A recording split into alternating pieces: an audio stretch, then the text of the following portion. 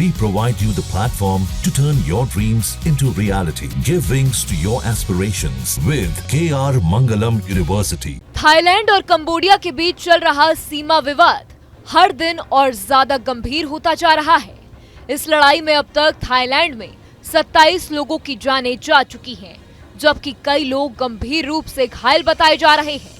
वहीं कंबोडिया में अब तक 15 लोगों की मौत की खबर सामने आई है।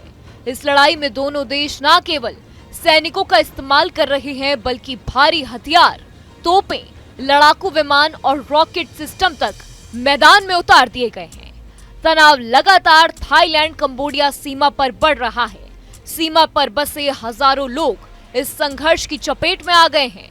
थाईलैंड के स्वास्थ्य मंत्रालय के मुताबिक अब तक 58,000 से ज्यादा अधिक लोगों को सुरक्षित स्थानों पर पहुंचाया गया है।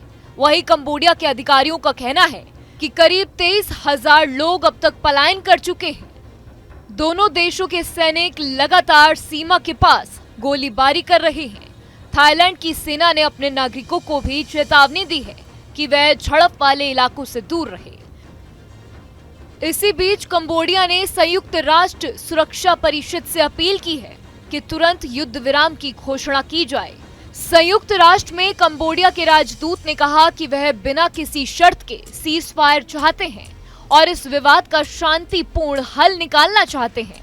दूसरी ओर थाईलैंड ने इस संघर्ष विराम पर किसी तीसरे देश या संस्थान के हस्तक्षेप को साफ मना कर दिया है। थाईलैंड सरकार का कहना है कि वह इस मुद्दे को सिर्फ आपसी बातचीत से ही हल करना चाहती है। रिपोर्ट्स के मुताबिक कंबोडियन सैनिक ने भारी हथियारों, फील्ड आर्टिलरी और BM-21 रॉकेट सिस्टम से थाईलैंड के कई इलाकों में बमबारी की है। वहीं थाई सेना ने भी जवाबी कार्रवाई में F-16 लड़ाकू विमान और क्लस्टर बम का इस्तेमाल किया है। स्थानीय अधिकारियों के मुताबिक शुक्रवार सुबह से ही सीमा पर तोपों की आवाजें सुनाई दी गईं। कंबोडिया के प्रांत के अधिकारियों ने बताया है कि थाई गोलीबारी में एक व्यक्ति की मौत हो गई है और 5 अन्य घायल हैं। कंबोडिया के डिप्टी गवर्नर ने कहा है कि सीमा के पास रह रहे 2900 परिवारों को सुरक्षित स्थानों पर शिफ्ट किया गया है।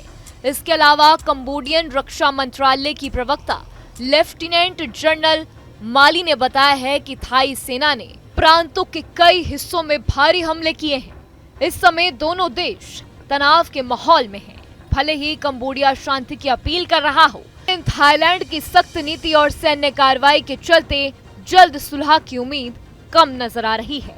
हालांकि दुनिया की नजर अब इसी पर टिकी हुई है कि क्या दोनों देश बातचीत की राह पकड़ते हैं या जंग और लंबी चलेगी। जहां भक्ति है हर शब्द में, कथाओं में छुपे हैं दिव्य रहस्य और ज्योतिष देता है जीवन को दिशा। धर्म से जुड़ी हर बातों को जानने के लिए हमारे चैनल स्तुति को सब्सक्राइब करें।